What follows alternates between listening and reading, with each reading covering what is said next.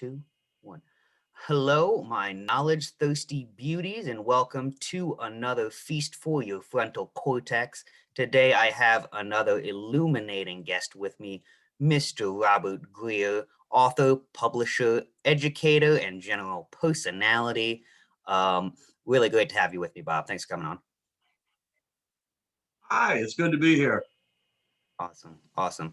So, Does this camera and make me look bald? I had hair when I came. yeah, I'll I give you think I some had tech hair. support on that. I think we'll need to call a very special I would IT team. appreciate it. Yeah. I would like to have a fro to like here. Remember the 70s fros? I want one like right here. Thank you. Okay, go ahead. I'm sorry. No, you're fine. So, just a little background on Bob here. He does have a bachelor's in history, which I'd like to talk to. I loved history, especially in school. It's one of the few classes I feel like teachers still attempt to make interesting. But anyway, also he has published multiple novels and he owns his own publishing house. Uh, Teacher of American Sign Language and a high school tutor as well. Let's start on the authorship, if you will, sir. Now, if you wouldn't mind, run Yes. us through your library and maybe give us a little 1-2 sentence synopsis of each of your pieces of literary work. 1 to 2 sentences. I can do that. Okay, actually, this is interesting. The first book I ever had published was called The Disappearance of Uncle Ned. It was published in 2005. I blended a coming of age story, if you will, in Michigan that culminates on the night the Edmund Fitzgerald goes down. So I was able to have protagonist, antagonist, and then I could use the storm as a secondary antagonist. So that novel had a lot of depth. Now we've gone back and we're redoing it, and we're going to create the audio version because it's done very well. The Disappearance of Uncle Ned is done very well. That was the first one, and then I started writing novellas. I like to write novellas real well. I wrote Channel Cats, which is there's actually an audio version on Google Play of Channel Cats, which is about a catfishing tournament. Just real quick, Yes. all this stuff is going to be linked down in the description below. So if anyone wants to check that out, just check down in the description and there'll be all the links available. Go ahead, continue. Yeah, because Channel Cats is really, it's a cute, very tongue-in-cheek story where you're blending this catfishing tournament that is rigged with the idea of a buried treasure, okay? It's modern day in Louisiana. So that one's very cute. And of course, you have the love story and all of these neat things. That one's a nice novella. And then we have Wyvern. I wrote Wyvern when I was working in corrections. I used to work in juvenile corrections, and I worked the midnight turn, which was kind of fun because I was bored, and I would get a notebook and I would just jot down notes. And it turned into the story Wyvern, which will be out next month as an audio version. And that's a story of a double homicide that happened there many, many years ago, being told to you by a dying corrections officer who's telling you the truth of what happened. The main protagonist is Clevis, and Clevis is like, the story isn't really about the double homicide, it's really about Clevis. He's the most interesting character I've ever created. And that one is also done very well. If you like a good murder mystery that's funny as hell, that one tends to be very funny. And then I'm working, of course, The Disappearance of Uncle Ned, we're redoing it, will come out. And one more, I'm working on a story right now. It's actually been germinating for like 7 years. Tell me if this is a good idea, Doogie, because you're the man, okay? I'm listening. I was thinking about a story. Do you play fantasy sports? Do you do any of the fantasy sports? I do. I get into fantasy, Yeah. EPL and soccer, like sometimes, yeah. Okay. I was pondering doing a story. I am going to do a story called the Signal Tower Youth Soccer League. It's also a very tongue-in-cheek story about 5 ladies who are overachievers who live in Nebraska. They've been friends since high school. And they created this idea of having a fantasy league back in the 1970s. They bet on car race. They bet on everything. These are crazy women. They're fun, okay? But they finally found the Signal Tower Youth Soccer League, which was 6 teams of kids like 8 to 12, all right? So they're actually going to play fantasy soccer based on real statistics from kids in their neighborhood, which That's I thought would interesting. just be funnier than hell. And of course, now you have, well, you have the idea, of course, they're very competitive. So one of them is going to have to become either a coach, an assistant coach, in some way try to affect the fact that they're going to win the league. Okay. So this is also very tongue-in-cheek. I haven't decided yet. I'm actually going to start that one very shortly. But that one's been germinating for a while. I just thought that would be so much fun. It was actually going to be set in Pennsylvania outside of Pittsburgh with 5 guys. And then I realized 5 guys, fantasy, nobody gives a crap. So we're going to do it 5 women in Nebraska, which I thought would just be fun. So that's kind of what's germinating right now. And I something think that I think is I've very done. interesting. Go ahead.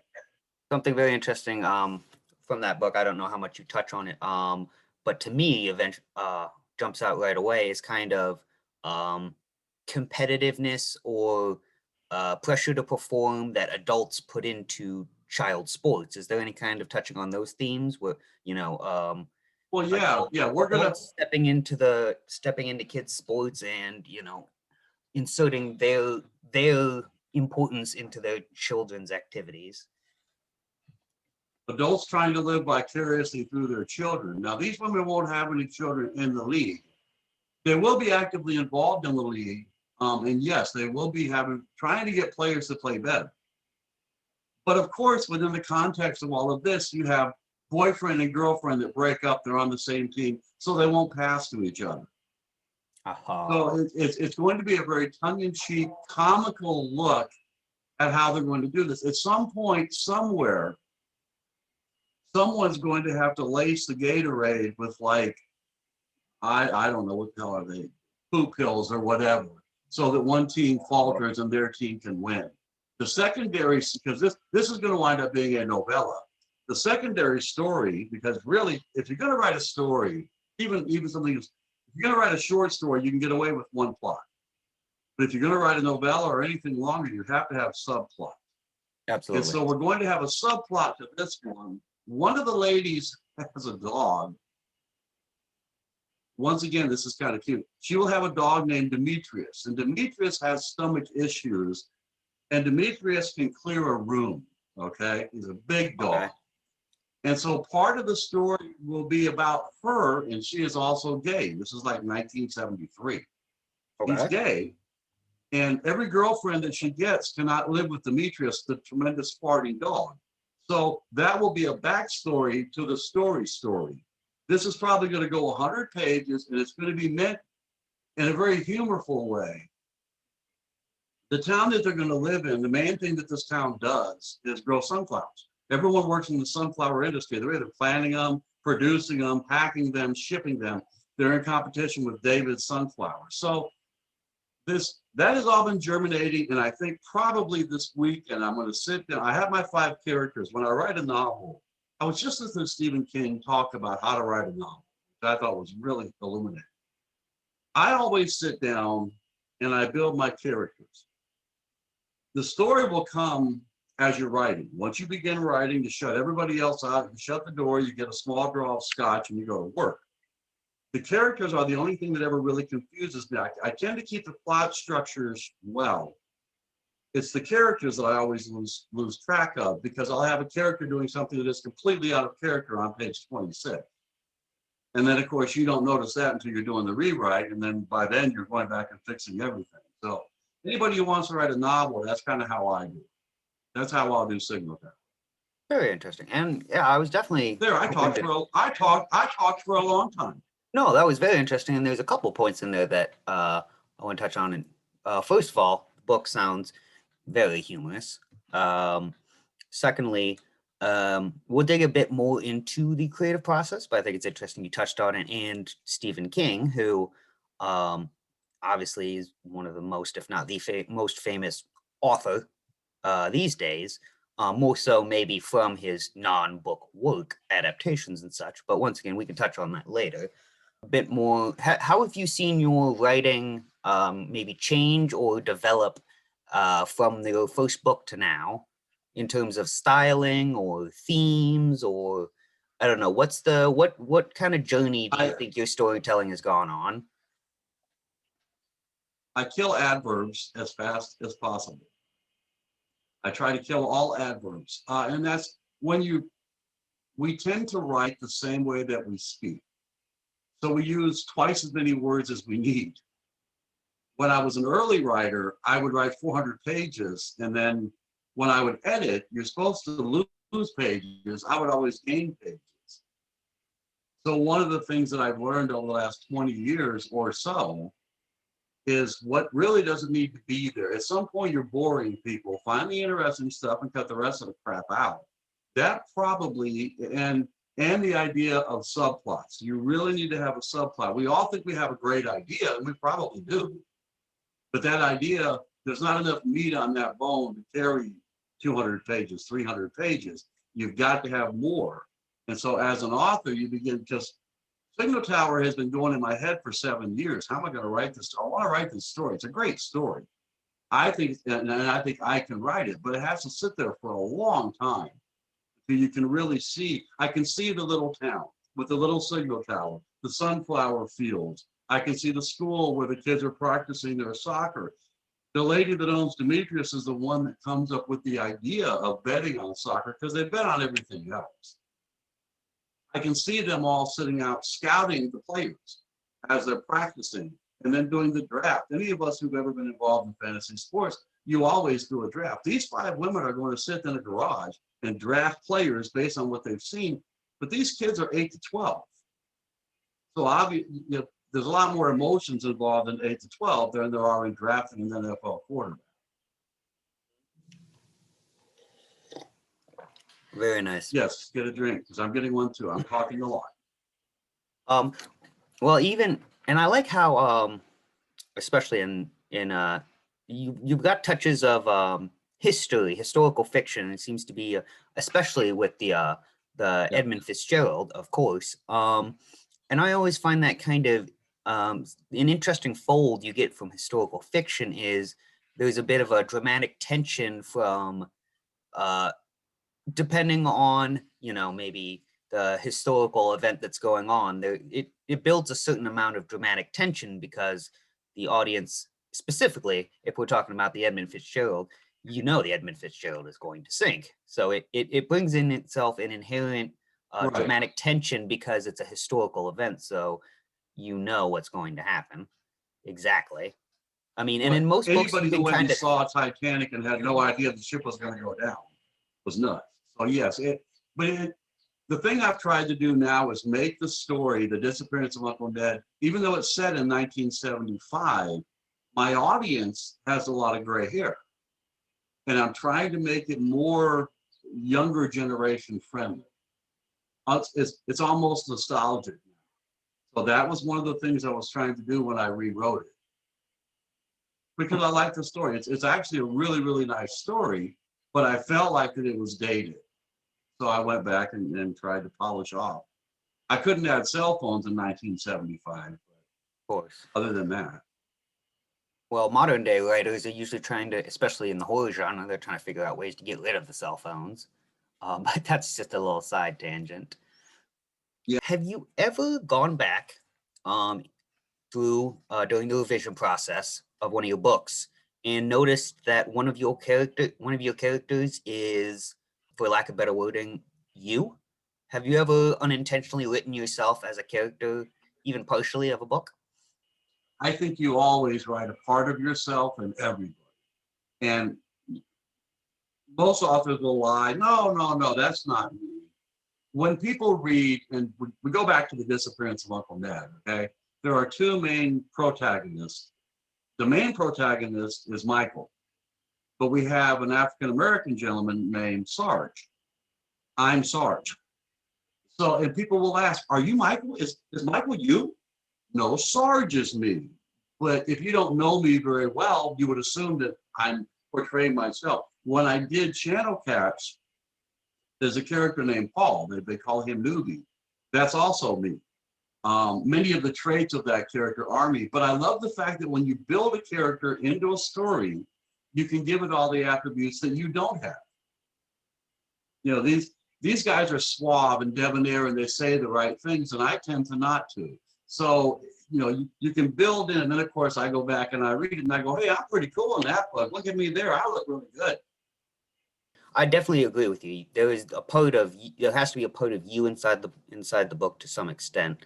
But in terms of like a specific character, I think I find it interesting that, there's one character you can point at and you can kind of say, that's the me. I don't know if you watch Family Guy very much, but Yeah. Brian the dog, that is Seth what? MacFarlane. It's his voice, it's Yeah. his personality, and then Okay. everything else is maybe these different offshoots of him. But I think it's interesting when we find ourselves in Right. our own stories, and then I think that makes it. I mean, it's a good vehicle to explore, you know, things that maybe I don't affect think you you realize specifically. in almost everything. Well, number one, you almost never realize while you're writing it that you're writing you. It's when you read it, you go, oh, that's me. I Oh, see me here. interesting. Um, So it's not yeah, intentional. you don't. No. Once you start freestyling, you always write what you know, or you hope that you write what you know. And so I tend to write what I know. And then when I look back, I recognize me or I recognize someone that I've known. Most of my characters are composites of people that I've met and I've known. Wyvern, when I worked at the Boys Correctional Facility, Wyvern, there's a young man in there named Reuben. And Reuben is he is 90% a kid that I knew. I don't know the kid, and the kid's never going to read the book, but almost everything, and I recognized that after I'd written the story. It was like, oh my God, that's this kid. But that was what I knew. That was what I was doing at that time, and it kind of fit nicely into the story. So that's kind of what authors do. And you brought up the Stephen King example, which fantastic example. I mean, there's a couple different ones you could touch on. I mean, The Shining, one of his more famous works, clearly an allegory for the addiction that he was dealing with at the time. Misery was clearly Right. a reflection of fans. And I don't know. I haven't talked to Stephen King in a couple of minutes. So I'll give him a ring after the show, but I don't know to what level he subconsciously or consciously was making his story, but I think it's a mix of conscious and subconscious. What's your take on that? I just listened to him. I was listening to the audiobook On Writing by Stephen King. So I have an unfair advantage that I'm very familiar with what the things that he uses. Bag of Bones, he has an author that goes off to a haunted house. That's him. When you see The Shining, he is the Jack Nicholson character in the movie. Yes. He finds himself, and I think he finds himself after he writes the story. But King, I learned a lot listening to other authors. Lawrence Block is another author who's more than willing to help you become an author. And they always talk about the first draft because people who want to be authors tend to believe they have to write the story when they sit down. And you're not really writing the story. You're just free flowing. You're just letting it go. All these thoughts that just come, you're intellectually vomiting on the page. Okay, that's what you're doing. This is what I've got. This is what I'm going with. And you'll do that for a period of time. Typically what I do is when I get done with that, then I put it somewhere because I don't like it. By then I'm tired of it. I'm tired of that character. I'm tired of that crap. I don't want to deal with that anymore. And it sits there for a little while. But then when I pull it out and I read it and I go, wow, I had a really good day that day. That is really, I had no idea that I'd written that well. Then you go to work revising and making it readable. And of course, if you're me, you kill all the adverbs. Actually, just last night, I was interviewing Kraken, a Pennsylvania EDM independent artist. And it's very similar, the way that they just kind of play around with sounds, and they'll get one thing that kind of sounds nice. I mean, he says how he'll be sitting there playing around with it for 2 hours, and he hasn't made progress. But we both agree Right. that in his messing around, he has developed ideas and sounds and stuff, either consciously or subconsciously, that he can carry forward into his, next time he's working on something, he already knows what a certain sound sounds like. Kind of like you already know how a couple plot points might bounce off each other, so you know whether that's a road worth even going down in your head. It's interesting to see the similarities between the Almost, creative process. yeah. Very interesting. I like listening to you. So what else is in it? Because one of the problems with being a writer, and I've always said this, is that it's a very solitary vocation. There's no one holding your hand and telling you that you can do this. You have to physically, mentally perceive it as work and really go at it at that angle. If you can do that, not waiting for the applause, but write it because you want to write it. Then when you're done and you're holding it in your hand, that is a joyful moment that lasts for the rest of your life. I created this. This is mine. And I was at a book signing craft show last weekend, and I had met people Nice. who had read my work. And when you're having a discussion about characters and plot structure that you created, you tend to get a big head, number one, but you also feel like it was time well spent. And maybe that's, if you were a musician and you cut something really, really good and you knew it was good. I know when my writing is good. No one has to tell me. And I also know when it's really crappy.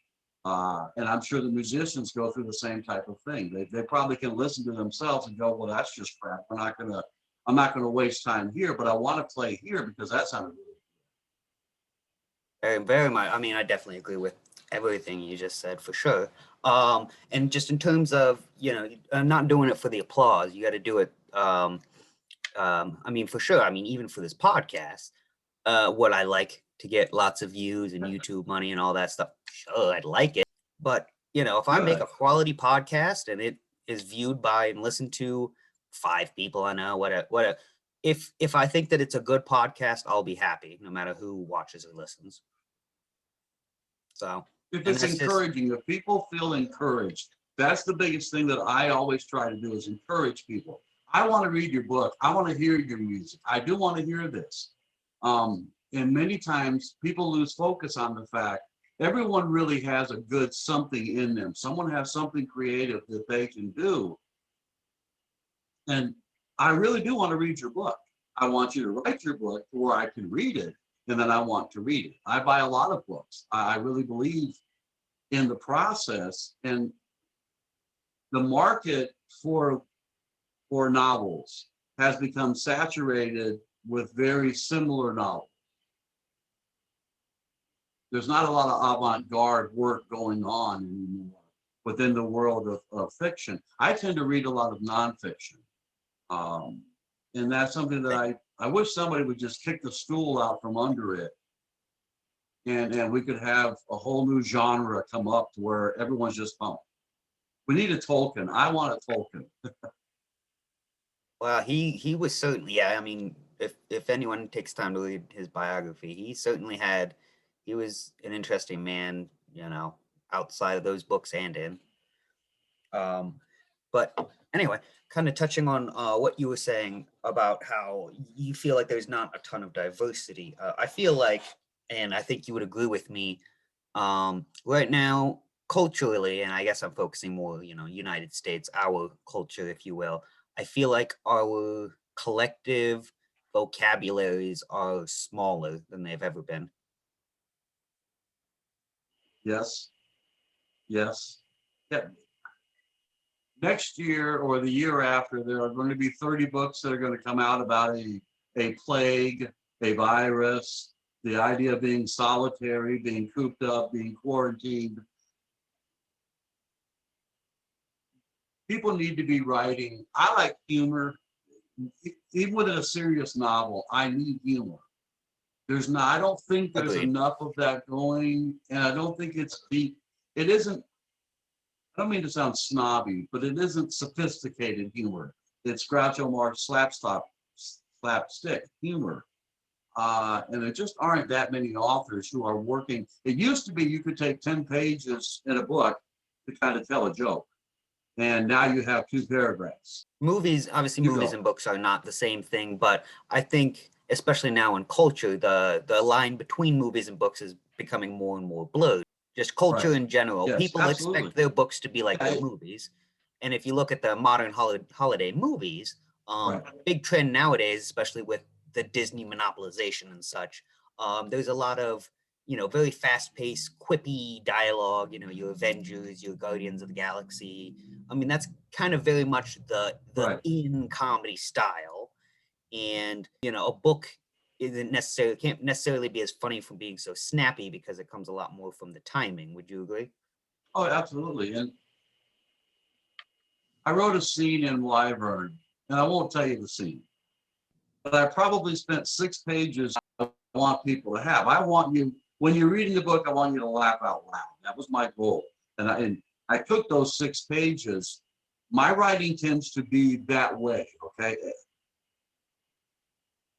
I don't live well in the, I don't want to say the Patterson world, but there is a mold that has been set where everything is, a chapter is 2 pages. So we have, 86 chapters in this novel. They're all 2 pages. There's not a lot of depth. And in my opinion, there's not a lot of writing going on within that. We're still telling you a story, but now there are 150 Pattersons. So I don't remember the one I read last week. I want a book. Okay, have you read Where the Crawdads Sing? No, but I know you suggested it in a book club, and I hope we do read it soon. It was Where the Crawdads Sing, and it was one that I listened to. And it's not my kind of book at all. I had actually run out of books, and I thought, well, everyone's saying this is really good. I popped it on, and for the first probably 50 pages, I was going, okay, well, it sounds very familiar. But at some point, the author took the time to build the character, and from that point on, I was hooked. I think Where the Crawdad Sings is probably the book of the year last year because of the depth, the true depth of the character. We don't have a lot of characters with depth anymore. I don't really give a crap if King Kong kills Godzilla. I'm sorry, I just don't. I saw that in the 70s. Fair enough. When did you hit your worst writer's block, and how did you get out of it? I don't know that I've ever had a writer's block. Yeah, that's really kind of a funny question. I'm not the most prolific writer anyway. I tend to write in spurts. But I've never had a time when I didn't have at least 2 ideas that I'm germinating on while I'm working on the one that I'm working on.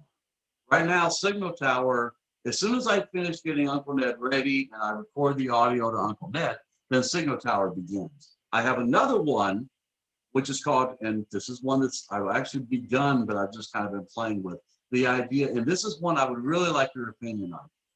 It's called Wicked Solecism, and this is going to be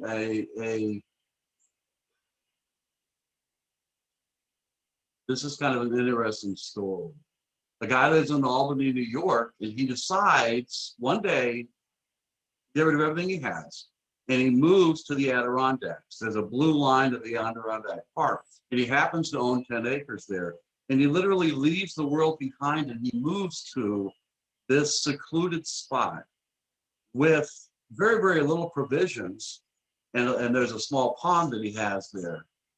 And you, the reader, and this is why I'm still working so hard on it. I'm trying to create the atmosphere, the theme of the story. You're not sure why he did what he did as I'm showing you what he's doing. But the one thing he does have is he has an old transistor radio like the ones from the 60s and 70s that he bought at a hardware store. And he can pick up 4 radio stations. That's his only contact with the world, are these 4 radio stations, and the fact he's trying to find enough food. He's a guy who has high blood pressure, diabetes. He's 150 pounds overweight.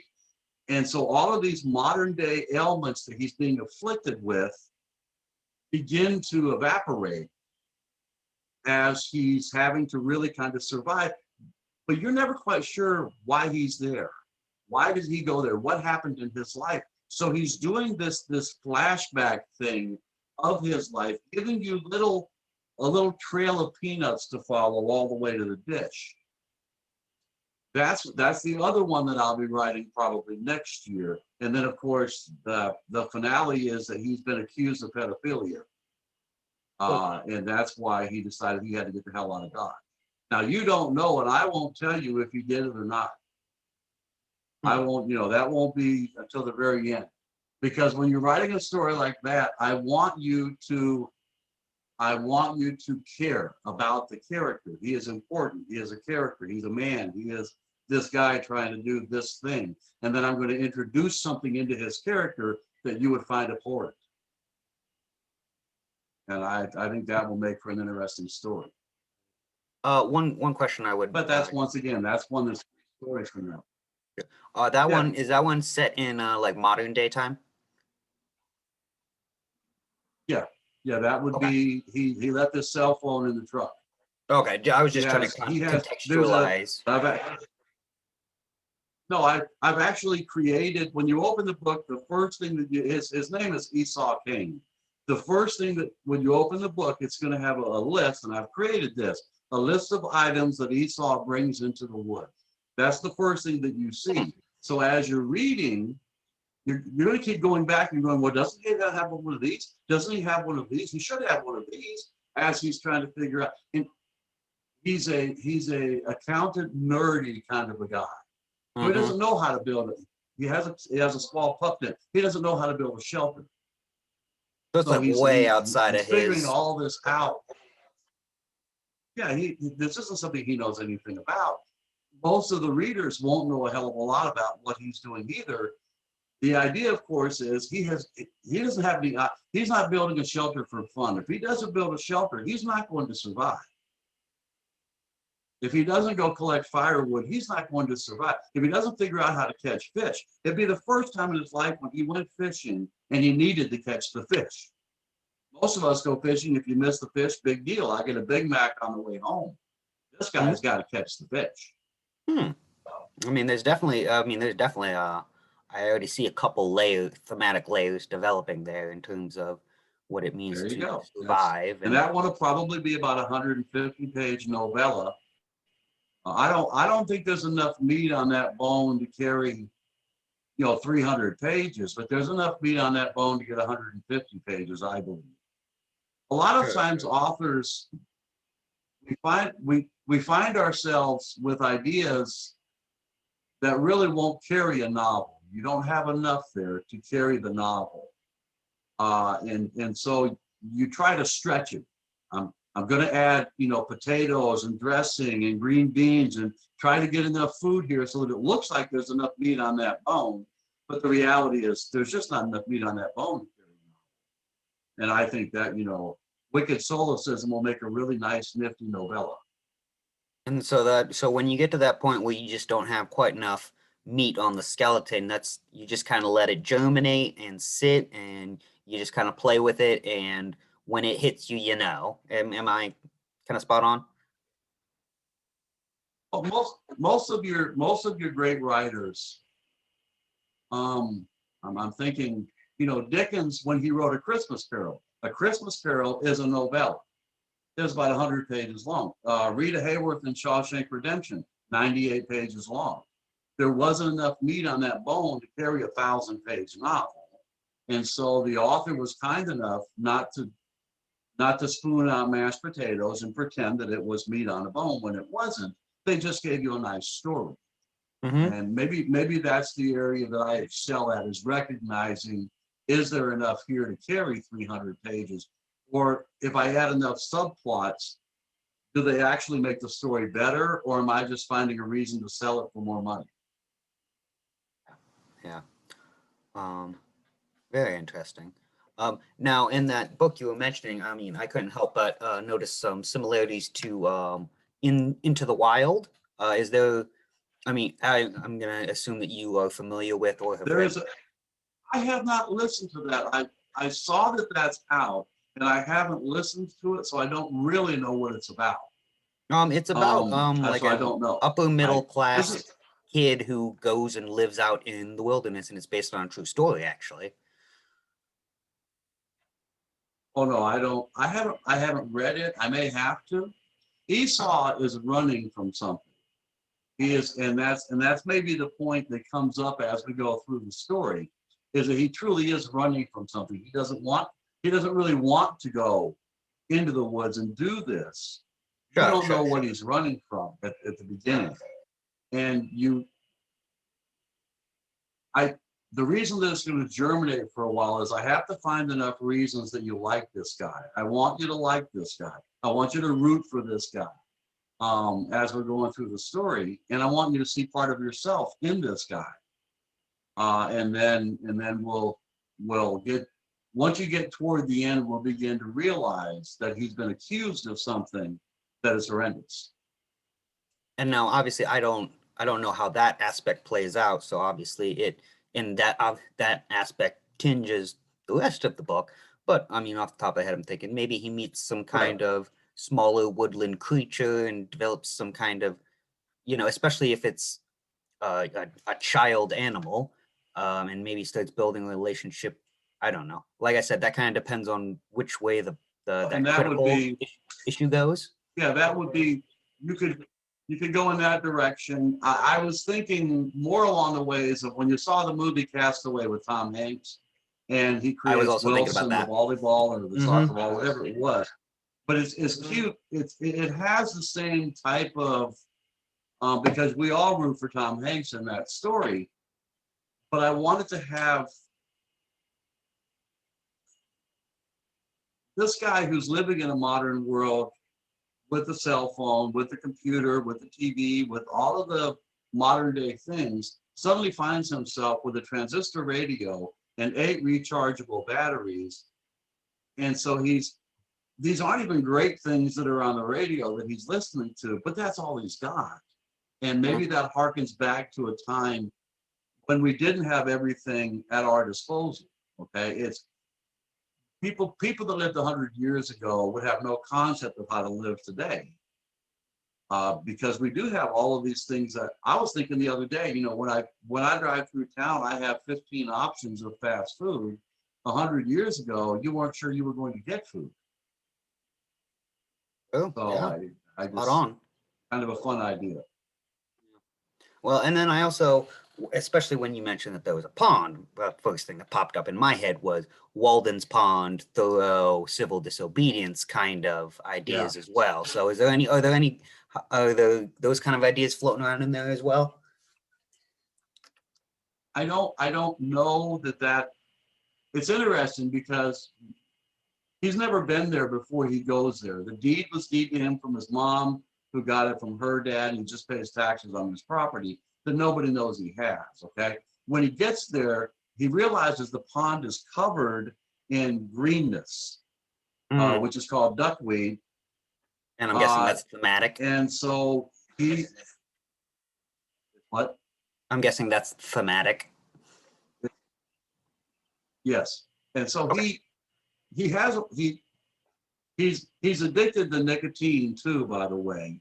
And so when he gets there, it's very hard to fish in a pond that's covered with duckweed. So once again, you begin to have these obstacles that get in his way, but you can eat duckweed. So he begins this is the first real food. He calls it top of the water salad, which is kind of comical, but it's just him. So he laughs. He has a maple tree that is like his tree. He gets mad at the maple tree with his axe. He's going to wind up killing a bunny. At some point, he's going to kill a bunny, but then he's going to realize that was a female bunny that had a brood of little bunnies. And so he's going to cage these little bunnies. This just whole idea of man goes back to nature, but it has no idea how the hell to live with nature. We're talking about a book that I haven't even written. We're just pondering this idea of how to create this. Sure. I don't know that I could add a gnome or anything to the story, but I think it'll be a good story. It's definitely I could already see the wrinkles there with that's all very interesting, but kind of funny that you were touching on the technology and stuff, because that's kind of something I wanted to ask you. You mentioned a couple times that you listen to audiobooks, and nowadays we have like Kindles and such. So yes. How much of a traditional book snob are you? How much do you have to have the physical book in your hand, or does that matter to you? No, I don't have to have the book in my hand. I'm actually have 2 physical books that I'm reading now. One that I've already read that I'm rereading, and then I have an audio book that I'm listening to now. Because there are when I have time to sit down with a book, I will sit down with the book, turn the pages, because there is a smell, there's a feel to reading a book. When I'm working, or when I'm outside working, or when I can put on my earbuds, excuse me, then I tend to listen to my audiobook. And I have found that the presentation, the person who's reading the audiobook, is as important, maybe not as important, but they are important. And that they're very talented. These people are also very talented. They're telling me a story that they probably didn't write, but they do it in such a way that I have a hard time taking them off. I continue to work so I can listen to the end of the story. Absolutely. So no, I'm not a book snob at all. And that's why all of my books are available on Kindle, and all of my books will be available audio. Well, and I think it's a very small majority that just says they don't, whatever. But it is but physical book is your preference, you would say, and I think most people would agree with that. Yes. Yeah. Yeah. But I think also the technology that allows, I have to access it in different ways is, wonderful. Well, I think the younger crowd likes audiobooks. I think, and so that's an area that I wanted to get into. I don't want to demographically put myself in one hole, and these are the only people I can speak to. I would like to think that I had a broader base for my work, which is going to require me to be able to go audio. So I went audio. Interesting. And actually touching on that, because I would kind of like to pivot from Bob the writer to Bob the publisher. So I guess just give me a real quick, if you could give me a real quick story of how your publishing how your publishing house came together, I guess would be the right way to phrase that. I don't know. Like how did you become the owner and proprietor of a publisher? How did I become the publisher that I am? Yes. A very small book publisher, but I like it. I was like every other author in that I was incapable of getting a big guy to find me, that I could find, who was willing to make me rich and famous and buy me a big house. And after a few years of fighting through, and after I'd written a couple of novels and a novella, I finally said, that's enough. I can sell myself. I believe in my work. I am going to become my own guy. And because we live in the modern times that we do, I am capable of producing works on Kindle, on audio, and create a website where I can sell my work. I know 2 other folks from around me who've written and who I publish. So the key thing there was to use my abilities as a salesman to sell individual copies. And then typically, because I also read, and I've done this for years, I go to senior centers typically once a week, and I'll read for a half an hour to the seniors. If you do community things like that, people tend to get to know who you are. And then suddenly people begin calling, they begin emailing, I want to get this, I want to get that. And the next thing you know, you're busy putting books in sleeves and mailing them to folks, or they're downloading from Google Play. So it started very grassroots, and it's still fairly grassroots. I seem to do really well. I seem to do well in New York City, and I have no idea why. I don't know anybody in New York, but I get a lot of orders from New York City. So somewhere in New York City, there is someone who read something I had written and told everybody else they had to read me. So right now we're kind of going through that phase. Very nice. So it was just determination. Encouragement and then determination. Determination. You must be capable, a no is just a yes to a different question. Go find them. You will find people who read. A lot of people believe nobody reads anymore. Nobody cares about the written word. All we're doing is watching movies or whatever we're doing, but that's entirely untrue. There are hundreds of millions of people that are willing to purchase your book. Now go find them. Absolutely. And then, very much word of mouth, grassroots, community based. Those are all things that I love. I'm always a huge supporter of small local businesses whenever I can. And the disappearance of Uncle Ned is set in Traverse City, Michigan. I was born in Traverse City, Michigan. So what I did was, years ago, I contacted every bookstore in Traverse City, Michigan, because it's a huge tourist destination. And I said, you should have this book on your shelf because it's set in Traverse City. People will come in and buy this book from you. And so there was a certain amount of marketing and brain power involved in where do I want my books. I think I would love to be capable of selling books in a place like Australia or England, anywhere that would be where they don't know anything about America, because there is a lot of Americana in my books. There's a lot of history in my book. And I think these cultures, let me go backwards on that. Anytime an author from Australia comes out with a book, I buy it because I love Australia. I think it's the neatest place, except for all the poisonous snakes. Okay, other than that, it's a cool place. But I find that fascinating, and I think that that does work in reverse, or at least I hope it does. I want to sell a ton of books in Melbourne, Australia.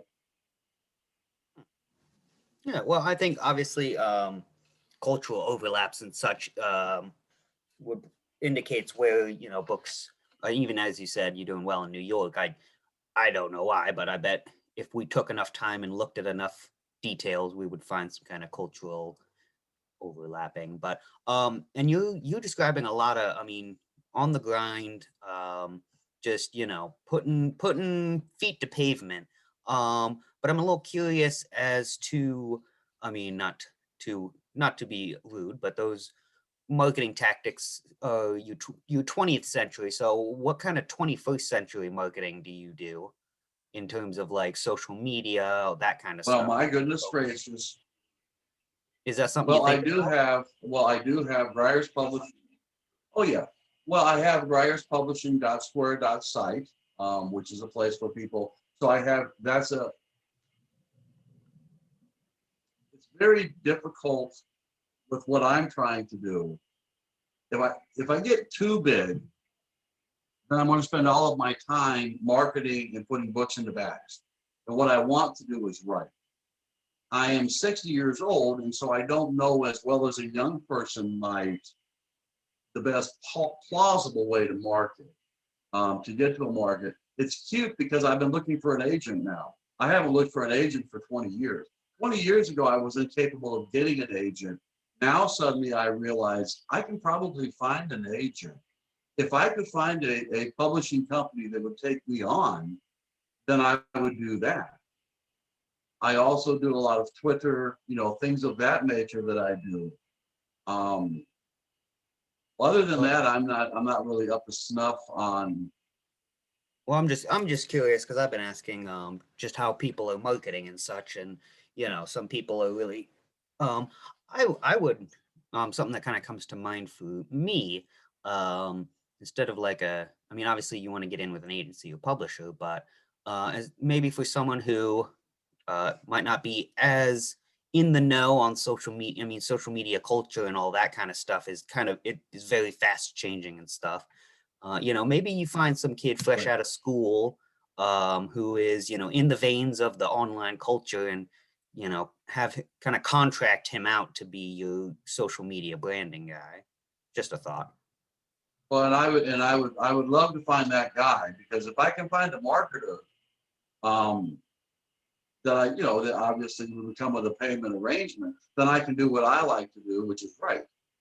You know, one of the biggest problems that you run into is that you wind up spending so much time marketing that you forgot what it is that you do. And you always want to have something new. You always want to have something new to offer to the people that have already read the stuff that you've written. Now I have a base of people who are waiting for my next book. So there's even though I don't have a deadline, there's an urgency there, because I know that these people are going to plop down the appropriate funds to purchase whatever I've written. And a lot of people who have read Wyvern, and I've sold a lot of copies of Wyvern, are waiting for the audio, because I'm going to record the audio myself for Wyvern. And I've been working. I bought all the equipment. I don't know. Have you ever recorded an audio? Um, well, what we're doing right now is about as fancy as I've ever been. I have the mic, I have the pop filter, I have a computer that's capable, and I purchased the necessary computer program. So you just And went I cheap and I for me, recorded huh? channel cats that way. No, huh? You just went cheap on me, huh? No, well, I'm at the upstairs Zoom computer. This is my wife's Zoom computer. I tease. I But the one jest. the I one jest. that's downstairs now, that I know that one kind of works as a nice place to create an audio without a lot of acoustics. So that's something that I'm very serious about. Because I enjoy audiobooks so much myself, I think that that's kind of a great way to market my work. I have written one work as a woman with a pen name, and I'm probably going to have to contract somebody to record that for me. So that'll Hmm. be kind of fun to find somebody to record it for me. Oh, that sounds like a lot of fun. Um, Interesting. I guess just because you brought it up, curious. Was there any particular reason you wrote that particular book under a pen name, or just curious? It's I wrote it a long time ago in a galaxy far, far away. Ah, okay. It's a story. It's a story about a woman who is dying of breast cancer, and as she's going out, it's a novella. It's a short novella, but she's going out on her own terms. Okay, and that's probably enough said. But I didn't Fair think it enough. would sell with Robert W. Greier Jr. at the bottom. Her name is Johan. Yeah, Amelia Johansson is her name. But I felt like that it needed, even though I wrote it and I felt like it was really good, I don't think that it works with the name Robert on it. So I came up with a different name and I put it out under a pen name, which I thought was, and that was kind of neat to be able to do. But no, I don't want to try to record it in the voice of a woman. I don't think I can pull that off. I don't think that that would work. So I'm really kind of in the market. If you know anybody who wants to record a book, Yeah. it'd be Well, fun. for that or the marketing or anything, in contact info for Robert down below. So anyone who wants to do any voice work or any marketing work or anything, go ahead and hit him down below, and you guys can get in touch. Um, Sure. and kind of what we were talking about with how you would rather do the writing aspect than the business aspect, but they were both unfortunately going to be Yes. attached to each other. But I think, and you would agree that you have to have a separation of church and state. You want your marketing Yeah. to come from your content. You don't want your content to be marketing driven.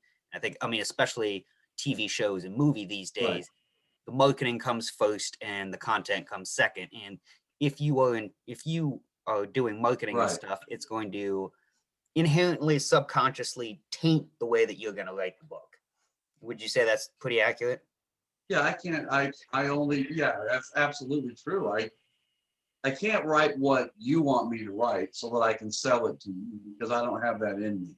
When I was talking about the guy with the pond and you had said maybe he met some creature or small person but I'm not that guy. I don't write like that. There are other people who that's their story and I read their story. It's great, but I don't write that story. Um, and you have to be very cognizant of that because when you begin to build stories, all of my stories are remarkably different. I don't think you can pick up one of mine. You'll probably see similarities within how I describe or whatever, but the Your stories are style. all contextually so different. Yeah, I mean, I have a scarecrow that dances in the moonlight. I have a guy in a catfishing contest. I'm going to have kids who play soccer. I've got two kids fighting through the storm that takes down the Edmund Fitzgerald. And I like to place them in different locales. So you have Michigan, Ohio. I have another one in Michigan. Crowman's in Michigan. Channel Cast is in Louisiana because I live there as well. Mm-hmm. The stories that I write they only come typically from the experiences. The only writer block, you had asked about that before. The only time I've ever had writer's block is when I'm not really in the world. You have to have interesting things happening around you. Wyvern I stole completely from working in corrections. Channel Cats I stole because I love the catfish and I used to be a machinist. So it's all the things that you're doing now. The last year, of course, we haven't been doing very much. So there's not, I need activity. I need to see people doing funny things or things that I find interesting that then become part of the story. And, you know, maybe that's the only time I've ever had writer's block, when it just wasn't enough going on. No, that's I mean, that's a very interesting point. I mean, yeah, if the inspiration's not there, you can't force it if it's not there. So I always worry, and when I say I worry, that's probably a bad way to phrase that. The signal tower idea, the only reason that I've been concerned about writing it at all is the far-fetchedness of having 5 very successful business women in Nebraska, okay, who in 1973 would be liberated enough, or maybe the reason that they are liberated enough is because they're women. There are a lot of different things that can play in that. I concern myself with, does it seem feasible? Will people really buy in that this happened? Because the story is being told in 2022, 2021 about this event that happened 50 years ago. I like to do that because I find it very difficult to write a story where people have instant access to each other. Maybe you could expound on that, because I always get a kick out of having a cell phone. You are continuously at the availability of anyone who wants you. Whereas 30 years ago, we didn't know where you were. You could be lost. Oh my God, I could be lost. And I have a hard time writing stories because during my youthful years, you could be lost. Now stories are written where we have cell phones. I love Sue Grafton. Have you ever read Sue Grafton? You know who Sue Grafton is? I'm not familiar. No, Are you there? I'm not Sue familiar. Grafton writes, and there are parts of your audience, part of your audience will know Sue Grafton. She writes what's called the ABC murders.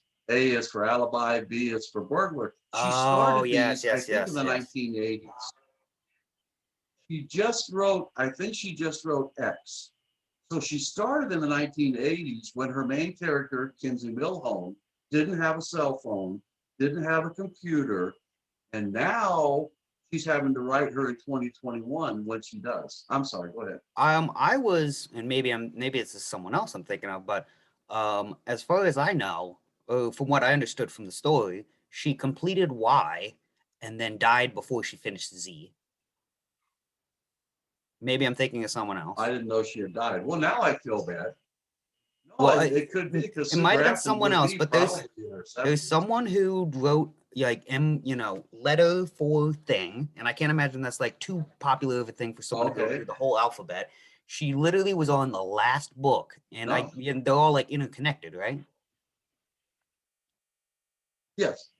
So Yeah, they have the same yes, character. so right before the last, she dies before she can finish writing the last book. So everyone's just, Oh, I didn't know that. Oh, well, so it will never be I concluded. guess I won't be buying Z. No one will, Because because she didn't I write it. find it, well, I'm assuming somebody else will pick up the torch and, finish her last one. I haven't heard that she had died. T. Well, Gordon Liddy died today. Did you hear that? who? I didn't hear what you said. T. Gordon Liddy. E. Gordon Livy. Yeah, G. I'm ignorant. Gordon Liddy. Watergate. Watergate. He was one of the head honchos in the Watergate. Oh, okay. I didn't know that. He wrote a really good book about, yes, he wrote a good book. He had a great radio program. He was a huge conservative. But I was really saddened to hear that he had passed away. He was an interesting character too. Yeah, I wasn't not familiar, but I have yeah, people wandering unfortunately to through. hear pass away. You're fine. So one last aspect of the old Robert portfolio we have here is educator. Now, obviously we've talked a little bit, but your first educational love is history. Yes. Um Yeah, there's a real, I think there's a loss in some sense. What's that famous quote? If we forget history, we're doomed to repeat Doomed to it. repeat it. And I think that it's interesting. You have this COVID crisis that we're in, which we think of as being the worst pandemic in the history of the world, and yet we really, this comparatively speaking, is a drop in the bucket compared to 1918. Yeah, absolutely. And how they handled the virus then. So because we were doing this with people that I know, there was this huge cataclysmic, we're all, it's almost Stephen King The Stand, we're all going to die, Yeah, which was much more especially at the apparent in beginning. 1918 than it is today.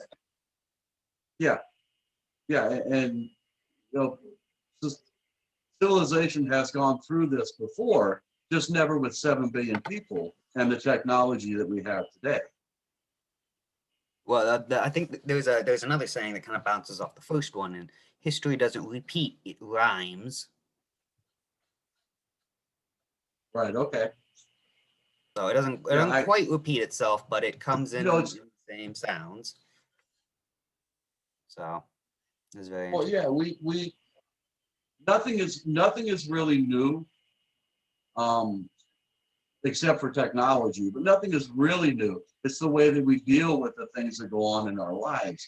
Education has been, and I'll probably get in trouble for this, but education has been based on an archaic schematic that was set back in the 19th century, where mill workers got up at 6:30 in the morning, reported to the mill at 7:30, and every time the bell went off, they got a break, they got lunch, and they went home. And so that was how the American education system was set. And because of unionization or whatever it was, we've tried to maintain that exact same system under very different circumstances now. The world no longer gets up at 7 in the morning and goes to the mill to manufacture gadgets.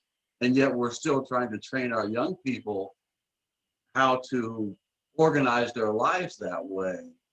Maybe COVID, and maybe that was the good thing that came from COVID, is because we now recognize that our young people don't have to be taught that way. Maybe that isn't the best way to teach young people, because most of them have been taught virtually for the last year. I think And there's what a are ton, your thoughts on that? there's a ton of truth to that for sure. I think there's a couple trends that we've seen kind of developed during COVID that haven't necessarily been the worst thing. Similar to kids' school, I think we've realized that the working office does not necessarily have to be a 40-hour-a-week place. We could even look. I think most companies, well, Right. most companies who are paying attention are looking at coming back in some sort of hybrid system. So just, yeah, sometimes it just takes a real shake to realize how stuck in your ways you really are. And I would agree, education, Yeah. and in many ways, we are still operating in, I would say, World War II ways of maximizing Okay. efficiency. There's still very many legacy systems of, I mean, I even say toilet paper. I think at this point, most Americans should have a bidet or something like that, in my opinion. But what's cheap? Toilet paper. Right. So that's just, Right. but I mean, definitely in education, we have fallen. And that's why I think it's interesting that a lot of, I mean, and we worked, not to go too deep into the details, we worked with a company in which parents from other countries were sending their kids to here for education. And I was almost kind of like, do you know exactly what we almost, the reputation far precedes what we've actually got going on here, if you would agree to that. Right. Right. Yeah. I don't know that the way that we taught children in 1970 is the most effective way to teach children in 2021. And I think this will bear that out. The problem is that you have a lot of people who are employed within the educational systems who then will find themselves not as gainfully employed. And so there is going to be a kickback, because now the students are returning to school, and we're going to try to go back to the old normal. And this will be interesting to see how this new normal plays out in the world of education. For sure, for sure. Yeah, that's what I'm saying. I think this, yeah, COVID is laid bare. there will always a be lot of things that don't make a whole lot of sense. yeah, and maybe that is the good thing that has come from this, is that we do have to restructure. Maybe the old guard needs to get out of the way and allow the young guard to figure out the best way to educate people. You will always need teachers. You will always need teachers who are entertaining and passionate about what they teach. Even the lady that teaches algebra and trigonometry, if she's interesting, I'm interested. But I think you can now go through and pull the best possible teachers you can find to educate our children. And a lot of that can be done from home.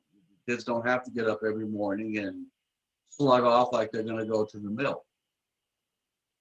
I mean, and at the end of time, it's not being time efficient at all. We're taking twice as much time for kids to learn half as much because we're just too stuck to doing things a certain way.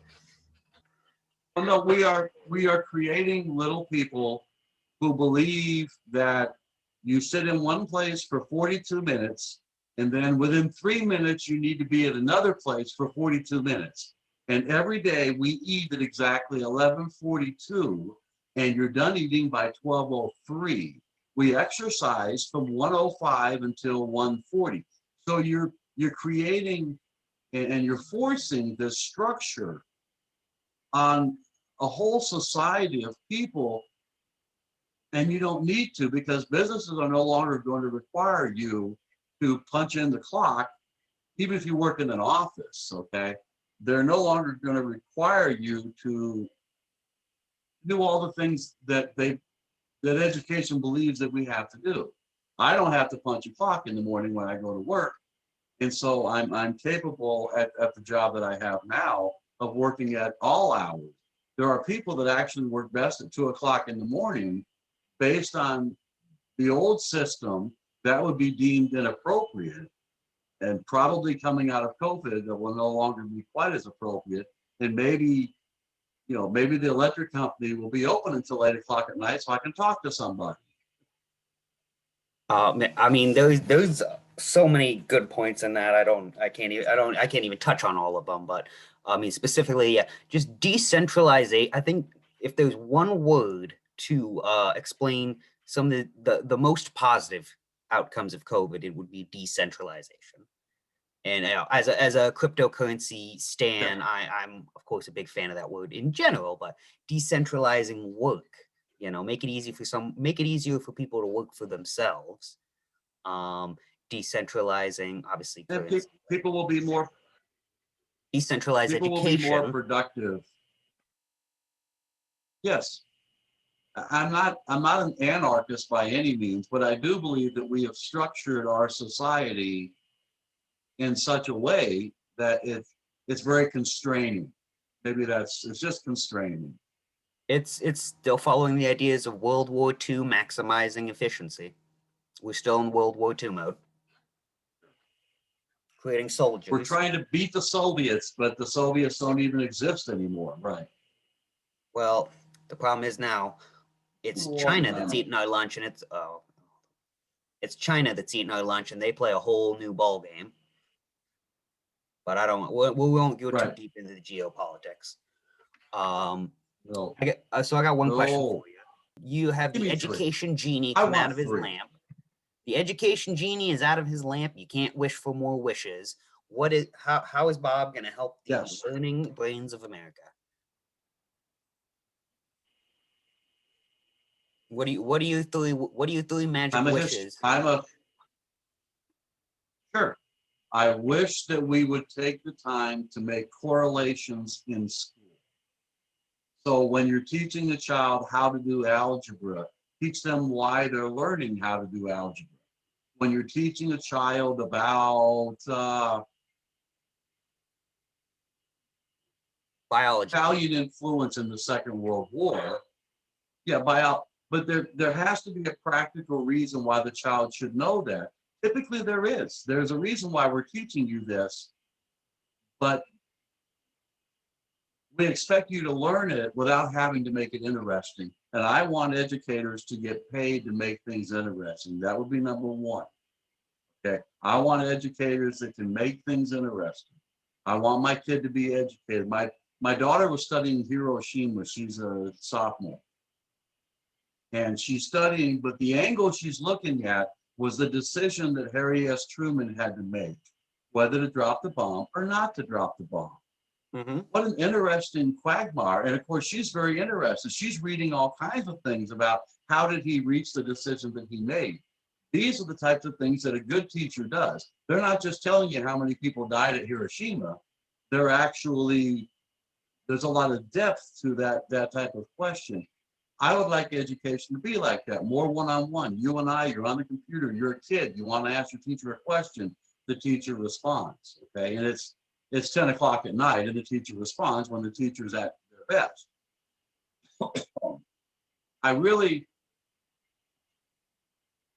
I've always thought that education, because it is very centralized, tends to be very formalized. And so teachers are supposed to stay on script.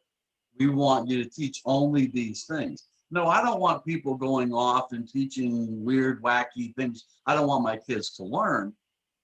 But in the same breath, there has to be, because I know when I taught, there has to be enough variation that I, the teacher, can teach. There are things that interest me that would help this child learn. Most of what we learn in school is learning how to learn. You know that from going to Teal. A lot of what you learn is how do I learn? If you learn how to read, write, do arithmetic, and really are able to analyze the written word, you can learn almost anything. Those things can be accomplished. The second thing is loosen the curriculum, allow great teachers to be great teachers. And then probably the third, I'm not a big fan of teaching unions, even though I know they were a good thing at one point, but they have now strapped school boards in so tightly that a lot of taxpayer money, in my opinion, is being wasted. That would be the third thing. Interesting. And I guess I'll give my my quick bounce back on those. First one, well, okay, that one's just about the most spot on. Makes the most sense to me. In terms of how constricted and how do you say scripted, I think that's kind of emblematic of a general cultural thing that we've been seeing. The creation of the administrative and bureaucratic class in America. There's a whole class of is usually upper middle class. And you see in this, especially in higher education, but in all education and in government and in general, lots of administrators, bureaucrats, and it just keeps inflating. They keep inflating that because, Right. there's always something more to do, but they never go back in after the fact. And so that keeps getting bigger and bigger, and that takes more and more money. And then also, when you have administrators, when administrative type people are the bosses instead of maybe more academically inclined people, then things are done in administrative and not academic ways inherently. And some of, like you said, it's not anarchist. There has to be organization and administration, and it's all necessary, but it's ballooned to such an inefficient level that it's it's getting in the way, it's taking up lots of money. And then real quick on the unions, generally, I think we both agree. I Unions are an important tool for workers to have in general. Workers should have access to that toolkit if necessary. But I feel especially these days, there are a lot of prominent unions as political entities. And I don't think unions should be political entities. They should serve the purpose that they're there for, which is negotiate between workers and employers. But the rise of political unions. You know, you say teachers unions, and then big one, police unions are pretty big, and a lot of but just general unions as political entities, I do not like unions that fight for Yeah, worker rights and do nothing else are the unions we need. But those are my three bounces right. on your points there. But I think you Good and ones. I then like those. Good job. one other thing I might say is on more on something to encourage more on your first point, more engagement and such is we need to make it a more a more wanted job. A pay teachers what really good, give them really good benefits. You know, we Right. should be, you know, a, a lot of teachers these days, not that we don't have good teachers, but you know, teachers are basically taking a pay cut from their quality. You know, they're getting paid less than the value they're providing because they're willing to, because they enjoy so much what they do. But and we see this in public service a lot too. Um, if it just pays more to be, you know, the talented people go where the money is. So if important Right. jobs like teachers, which is one of the most important societal in general, overall quality of teachers is one of the most important places where you want high quality. So, but then I mean, not Right. only are teachers paid fairly badly, but then they're providing their own. I mean, you talk to any teacher, they're buying their own school supplies, they're buying kids lunches and snacks because they don't have food, you know, and it's, you know, if we want our teachers to be all stars, we need to pay them like all stars, not like minimum wage workers, you know, because we have teachers who in the Yeah. summer are working at McDonald's making more than their, you know, how engaging and jazzed up for your job can you be when you know you could be at McDonald's making more? So I Right. think that's Yeah. something else. And it You ties in with the bureaucracy you and the can never unions hire the taking all the money that should be going to sure. the educators. Never hire the best talent. Right. Yeah. No. I make more money doing something other than teaching, so I don't teach. And I love to teach, but I can make more money doing other things, and I have more freedom. And then, I mean, the few talented educators we get pulled in by big money private schools, which just kind of curious, what is your Yeah. take on the whole school choice, private school, public school dynamic? What are your thoughts on the general dynamic that creates? Why? Obviously, it's good. I Hmm. think COVID put a real monkey wrench in that one. I think COVID is really going to make us look hard at that. I think that maybe we need to look at a different system of education in that most schools, public schools, are funded by the property taxes where they get their students from. Hmm. So if you're a poor school in downtown Cleveland, you tend to not have a very good tax base. Whereas if you're a school in Beechwood, Ohio, you probably have a very high tax base. Well, the level of education, of course, is going to be different. If you're going to centralize anything, that would be something that I would centralize. Where a kid who's from the east side of Youngstown can really get the same education as somebody who goes to Mooney. And then you wouldn't have to have a Mooney unless you just wanted your kid to go to a Catholic school. But the education would be the same. Uh, Maybe, COVID may be the answer to that, is creating equal opportunities for everyone. And of course, the school from Beechwood is going to have better teachers because they can pay more. So Well, it's and then I it's think just there's inherently unequal. finish your thoughts, sorry. Go ahead. Um, I'm and I'm then done. it becomes cyclical because, and then on top of this, we have this kind of, I think, very backwards logic where we want to reward good schools and not reward bad schools. So we give more money to Right. good schools and less. That's just inherently backwards to me. I Yeah. mean, not saying that. I mean, of course, you should reward good work, but rewarding good work and funding of institutions are two completely separate. and just the whole standardized testing is just a disaster in so many aspects. Yes. In the way that they That's why the education they measure like delta improvements. The So if you got a education teacher at system has- 99%, they can only go down. right. The education system has been broken for a number of years. The hope is that with COVID-19 and a new administration in the White House that will look at it more closely, you will have an opportunity to make real decisions that you need to be able to make. Once again, I think that children, there will be a lot, I believe there will be a lot more homeschooling, a lot more children will be chiming in and getting as good an education from home as they could getting up every morning at 6:30 and getting on the bus. And I think that that will change things because now school systems are going to have to be good. If you want my kid to go to your school, then make your school better for my kid than my home. And Yes. that's Free market probably a competition. business model. Maybe that's a business model.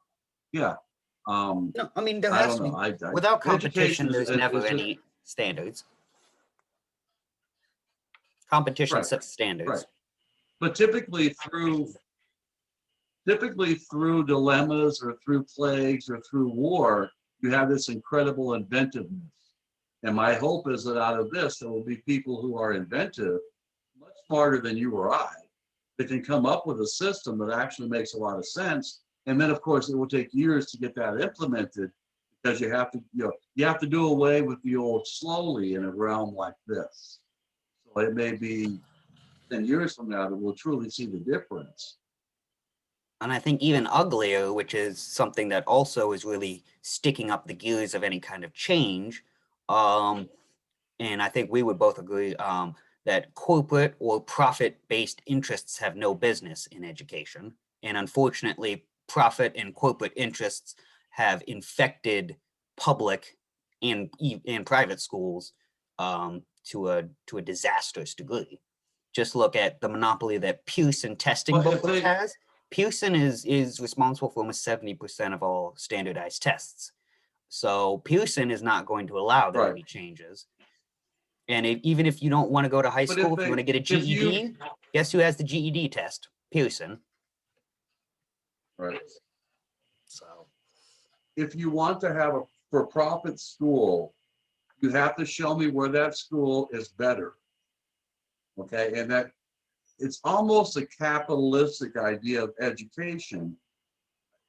I want the best education for my child that I can get. Now get it for me. And that's kind of the way that I would want to say it. Now get it for me. You figure it out. You tell me how you're going to do this, but I want my kid educated. And none of the horse shit, none of the things about, well, this person has to have a job or this corporation has to have whatever. What's in the best interest of our young people? Once again, motivate, get them to live life and create a better world for themselves and for the rest of us. Whoever's going to do that the best, that's what my kid's going to do. well, I think we need to, I mean, it even breaks down to how we think about it, because right now we've got the model of, once again, World War II model of, we're taking we treat children like blank canvases with nothing to them or in them, and we're gonna build them up from scratch.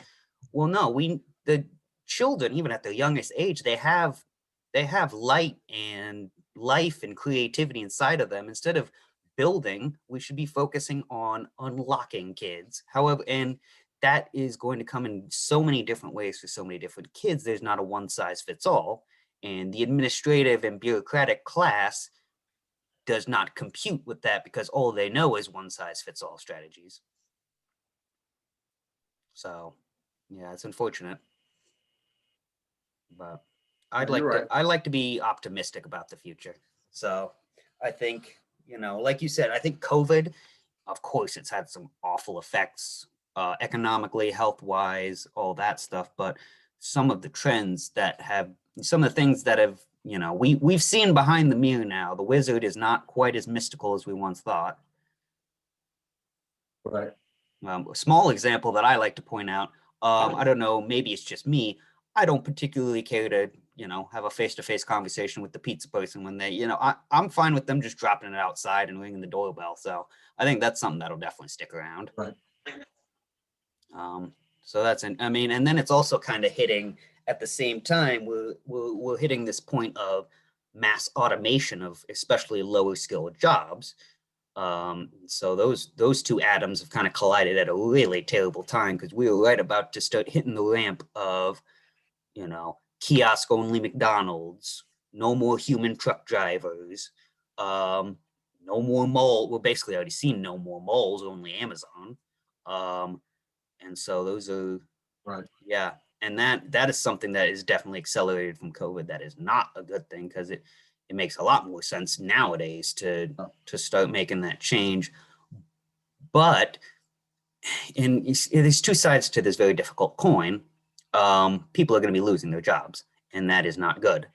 But at the same time, I like to think of it as liberating as well. Assuming we get to a place where people are not worried about, you know, being able to feed them, assuming people can find a way to feed themselves and, you know, do all that stuff. I don't think, and correct me if I'm wrong, I don't think that we as people are getting very much value out of working at fast food restaurants. I don't feel like that is nurturing my soul, spirit or body in any way. No. Well, driving a truck That's is all. a That's all. brutal occupation. Yeah. Truck driving is brutal on your body, on your mind. I don't think anyone could argue that truck driving is an overall healthy occupation for anyone. So, and truck driving is the best paying job you can get without a college degree. And you know, there is millions upon millions of truck drivers, but unfortunately the economics say that driverless trucks make a whole lot more sense.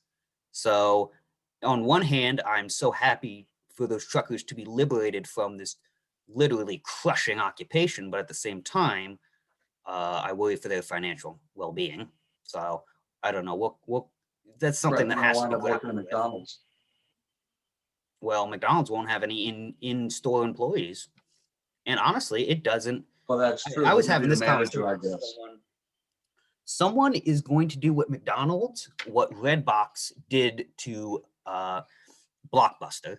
Eventually, a McDonald's store is going to be the size of a Redbox, where you just go in, put your order, and to be honest, that makes economically that makes way more sense than having a whole store open, especially once the technology exists that you can basically have a whole kitchen inside a kiosk. That makes more sense for literally everyone involved. But then we have to find. But then what do we do about all those workers? So it's a problem and a solution. So, I mean, our whole society, I think, is about to have a real reckoning with what is our purpose in life if it is not to, because right now, as we stay, once again, I keep saying we're in kind of World War II mindset, where our job is to be good Americans, work 40 hours a week, consume products, buy bonds, all that good stuff. When the future of work changes, we're going to have a lot more people needing to work for themselves. I don't know, just the whole culture of work and everything is changing, and we have to make sure that too many people don't fall in the cracks of transition. Because if we have massive unemployment due to automation, if we don't set up some kind of transitionary way for people to be able to survive in a world where, you know, we might hit a point where there's just not enough jobs. You know, there might only be so many jobs that need done, and if we have 10 times more people than the jobs that need done, you know, what do? Do we just cut off 90% of our population? Everyone cannot drive an Amazon van. Right. And then I could pivot to we could talk about universal basic income all day, which I'm a huge fan of, especially as proposed to, say, a $15 an hour minimum wage. But I think I'll save that. We'll save that discussion for another day. Well, this has been great, really enlightening. Like I said, I like to wrap up with just with one question here from my little magical list. So if you would not mind giving me a number 1 through 50, and I'll let you know if it's something that it's already been picked. 50? 1 through 50. 50? Yes, sir. 7. Let's go with 7. 7 has already 7. been picked. Sorry. Stop. Okay, I'll go with 2. Ooh. Oh, okay. Well, this is okay. About as cut it and dry as it get. The question is, Okay. do you identify yourself more as, in terms of morals, are you more of a utilitarian, or are you more in the Kantian school of ethics?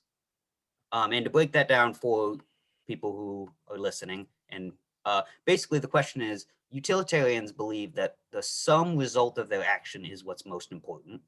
And the Kantian ethic school, which is the idea that every action itself has to be judged on its own morality. So it's your classic, do you divert the train to run over one person versus 3?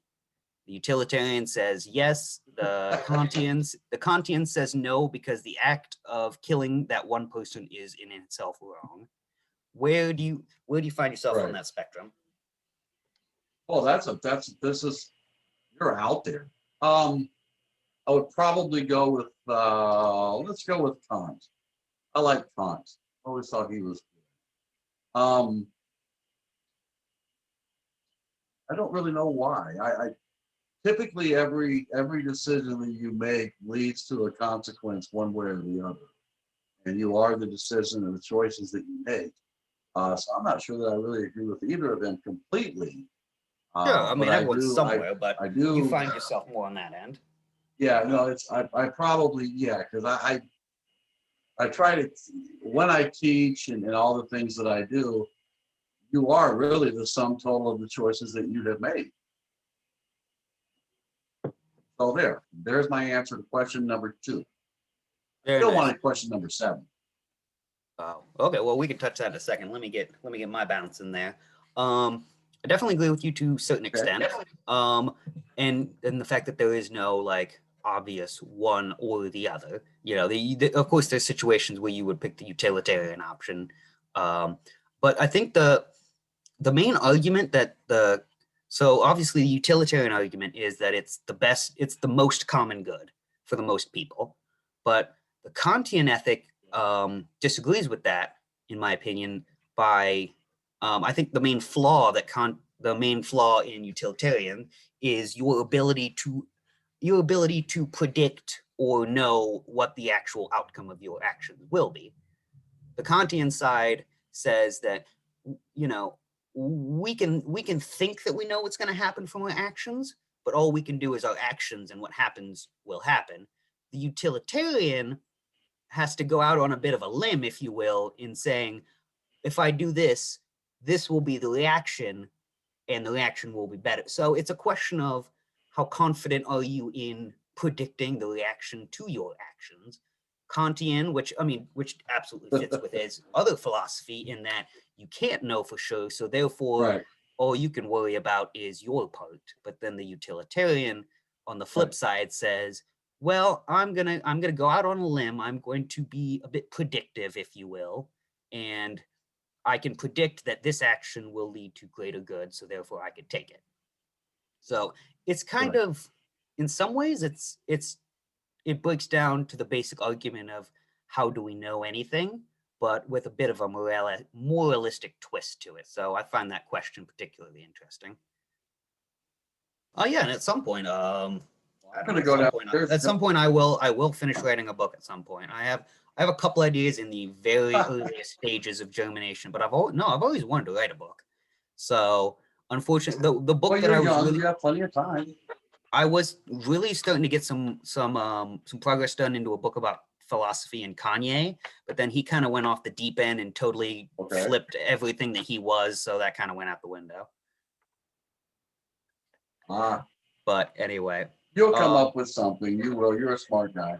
I will. Well, or I might something similar, like a screenplay, maybe instead. I feel like I'm more interested in creating. I'm very interested in creating a movie at some point. I love cinematography and all that kind of stuff. But I prefer movie to book. In most cases, especially when it comes to like being descriptive. I'm not a fan of books just going on in length describing things. unless it's for a specific purpose. Right. Like in the American Psycho book, Right. which a lot of people don't even realize there was a Yeah. book. He purposely goes out of his way to be extremely descriptive for the purpose of the mundaneness is the point. But a lot of times you have to Right. describe things, and it's just so much more efficiency to see it. But the one place Yeah. I think books are No, I better agree. is for something like a Stephen King, things that just can't really be pictured by the human mind. Those are the kind of things that Right. work best in books. Yeah. You know, the all that kind of Cthulhu stuff. But anyway, yeah, this was awesome. I would love to have you again. Awesome. Thank you so Okay. much, Bob. Yeah, let me know. I'll be interested to see how. Thank you. Have a good All night, right. Dugan. Thanks, man. All right, brother. Bye-bye.